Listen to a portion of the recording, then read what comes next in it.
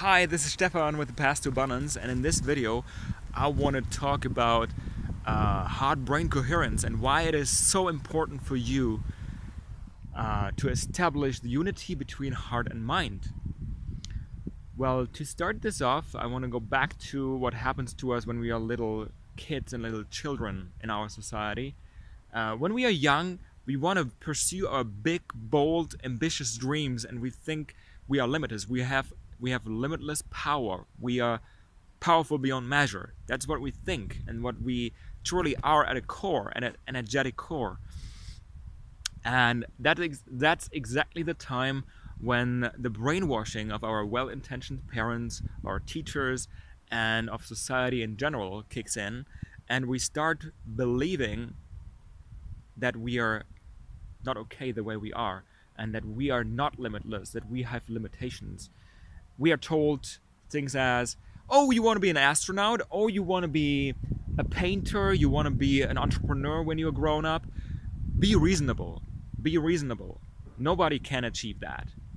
Only the special ones with a special skill set and special ambitions, and only 5% of society can achieve that because they are special.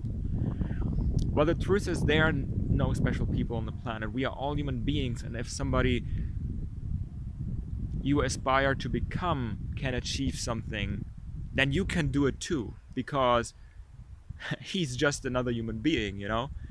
Who are you not to achieve this big, bold, ambitious goal that you're setting for yourself? Who are you not to?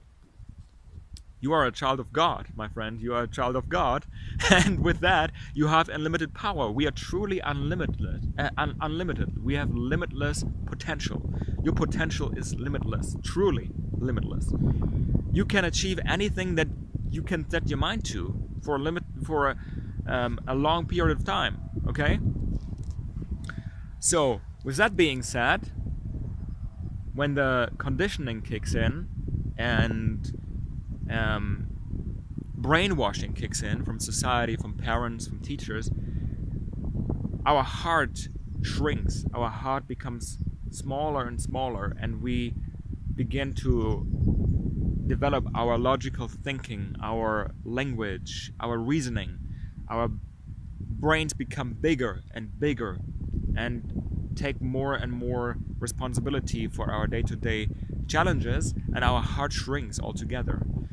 And so our heart, for most people out there in society, our heart is not something that we tap into usually and we are very connected with. And that is the biggest problem, because um, as long as there is no heart brain coherence on something you set your mind to, you will sooner or later realize that the thing that you were striving for was not in your interest but in somebody else's interest. I talk about pendulums here. Pendulums are an energetic an energetic signature, or an energetic entity that is created by mass belief, mass media, for example, is an example for that. Every evening, millions of people are sitting in front of their televisions and they are watching the news. And I was told when I was moving out of my parents' home, and I was moving to my own first little apartment. My parents told me, "What? Well, you are not watching the news. Why are you not watching the news? You are missing very important information." well, well, for me personally, the news are the worst thing that you can watch in a day, because they are programming you on negative things, and negative thoughts create um, negative emotions, and negative emotions lead to negative results in your reality. Okay. um, and that's why I would never advise anyone to watch the news. But to make this short, the news are a perfect example of what a pendulum is. A pendulum is something we give our energy to, our thought energy, and this thought energy is then creating a new entity, or a new energetic entity that is existing independently of its adherents. But the adherents who are attending the news, who are watching the news every evening, they give their thought energy to this pendulum, and it becomes bigger and bigger. And that's what the news is, and what the education system is, because the education system tells us that we have to follow the 9 to 5, which is yet just another pendulum, 9 to 5, and most people do. So we never really. The funny thing is, 90%, 80 to 90% of people hate their jobs. They don't like what they do. They hate their jobs. And that shows me that there are big problems in our society today, and our society is malfunctioning as it is.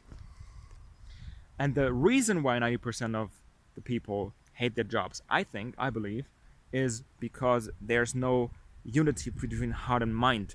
And we think we are following our own goals, our own agendas, but in reality, we are following the agendas and interests of pendulums altogether. And as long as we don't learn to set our own goals, our own intentions, there can never be unity between heart and mind, because our heart knows altogether that we are not following our unique soul signature, our unique soul mission, our life purpose. I'm very spiritual, to be honest. I'm very spiritual, and I believe that everyone on this planet has a specific life purpose and life mission. That is not theirs. This is not spiritual yet, but the spiritual idea behind it is that we are not human beings having a spiritual experience, but we are spiritual beings having a temporary human experience. And during this human experience, our soul strives for learning new things, having new experiences that will elevate the soul on its unique path, on its unique soul path, soul mission. So everyone, I believe, on the planet Earth today has their own unique soul purpose and life mission. And most of us are so far away from it, so far away from living it, because we have been conditioned into the system of living a 9 to 5, of working for someone else, of making someone else's dreams come true. Well, where actually the opposite is true. We should be striving.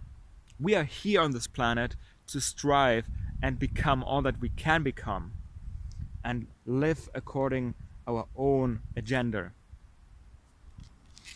So, to gain unity between heart and mind, it's very important that whenever you make a decision, that you first feel into your heart whether this decision feels right or not. When there's a huge distress in your heart, this is a signal from your heart that tells you that this decision that you are about to make is wrong.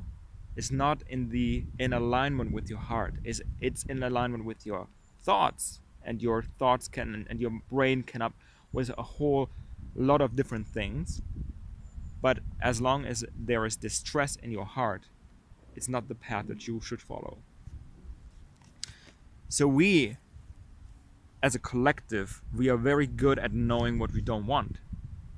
We know what we fear. We know what we want to run away from. We know who and what we hate. I hate this person. I hate this thing. I don't want to do that. And there's usually a strong alignment between heart and mind on negative things, on negative emotions. Because what we hate, we don't only hate with our head, but we hate with our whole heart. So there's a strong connection there. But when it comes to the things that we truly want, this unity is usually much more difficult to achieve, because first, we really have to get clear on what we want on our own agenda, on our terms. We have this life experience only once here in this particular world as a human being, and we have to set our goals on our agenda, on our terms. And this is the first difficulty. Most people don't know what they truly want. They think they want something, but in the end, most of it is based on somebody else's agenda. As long as you are employed by an employer, you're not truly, 100% truly, living up to your fullest potential and living according to your life purpose. I believe that, at least. And so once you start developing your own goals, it's always advisable to, again, as I said before, to feel into your heart and to notice whether your heart agrees on what your mind just came up with, what you want to follow along, what goals you want to strive towards. And if there is unity between heart and mind, then you can start with practices such as visualization, such as affirmations, because they are supporting something that you truly want and truly desire. I can speak from my own experience here to just give you an example. When I came to Freiburg 4 years ago, to this new, beautiful, lovely city. I love to be in this city, by the way. But when I came here, I was getting into science. I was doing my bachelor thesis in material science, and I was working in the lab most of my time. And when I started working in this institute, in this research institute, some portion of my heart said that this was not the right decision to do, and I had large resistance to do the things I needed to do on a daily basis. I had large resistance. I had really, really big resistance towards doing these things. And this showed me now in reflection that I was not following my purpose. I don't believe in laziness as a term. I don't believe in I don't believe that there are any people who are anybody who's lazy on this planet. I believe in that the reason why you have resistance in the first place towards doing something is because it's not in alignment with what you and who you want to become on a soul level. And when there's a huge resistance, this usually shows you that you are not on your right path. Maybe you have to change your goal. Maybe you have to do something else, something completely different. Well, anyways, to get back to this example, I had large resistance, but I started to recondition my mind and my brain. This was, by the way, the era in my life, or the part in my life where I first got exposed to personal development. I got into personal personal development, and I read a book called Unlimited Power by Tony Robbins. And what I liked about the book was the goal setting section. So I started doing it and applying it in my own life, and I got results. And I started visualizing and creating my ideal life and my ideal, goal at the end of my bachelor thesis. I wanted to have a 1.0 in my thesis. I wanted to have my teacher and my parents come down to Freiburg while I was defending my thesis, and I wanted to have the best grade possible, as I said. And all of this came true about 6-7 months later, because I conditioned my mind to follow this, and I had a lot of joy along the way. But when I got there, I felt so empty. I believed I wanted to have this thing all along, where all it left me with was emptiness. And I believe the ultimate failure in life is to be successful without fulfillment. Success without fulfillment is the ultimate failure in life. It feels so bad. And I got into a serious depression afterwards. For about 1 year, I was really depressed. I didn't know what to do, didn't know what I should do with my life, what I should follow, because I thought I knew what I wanted. But this very thing that I thought I knew that I wanted, turned out to be completely unfulfilling and empty. So this was just the example for what happens when you follow something that you think is your goal, but is not truly aligned with your heart. Because when you do that, you will either feel a lot of resistance and not feel able to take action anyway, and this will tell you that this was a wrong goal all along, or you condition yourself like I did that you should be doing it, that you must do it, and then when you end up at the end result that you wanted, you will feel that this was the wrong path all along. That's why it's so critical to tap more into your heart and to know what's happening there, and to create goals that truly come from your heart and not from your mind. Yeah,